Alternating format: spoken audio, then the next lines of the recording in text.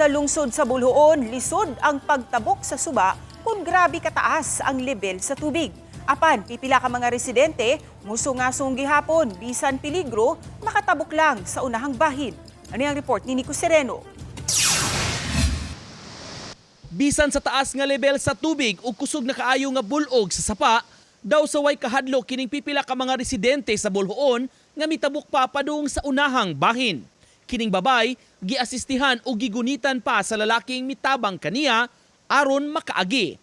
Gamit nila ang alternatibong agianan ginama sa guod o kawayan. Namidpidra sa kilid sa sapa. Kini ang eksena nga naabtan sa GMA Regional TV natong Biyernes sa hapon atol sa pagkusukuso sa bagyong Basyang. Tungod sa uwan, mitaas na ang level sa Lusapon River ni adto higayuna.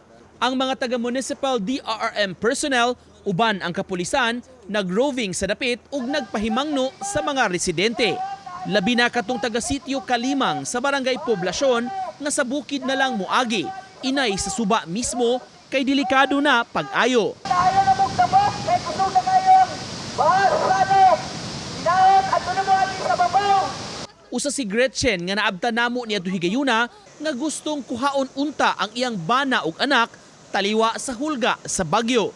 Nakuyawan siya sa alternatibong taytayan mag-agi. Kay og diha sa taytayan kuan man na siya god kanang delikado kayo kay kuan ra guod ra ba sa kawayan. Dili safe. Oh, dili safe kay among taytayan diha nga gipa.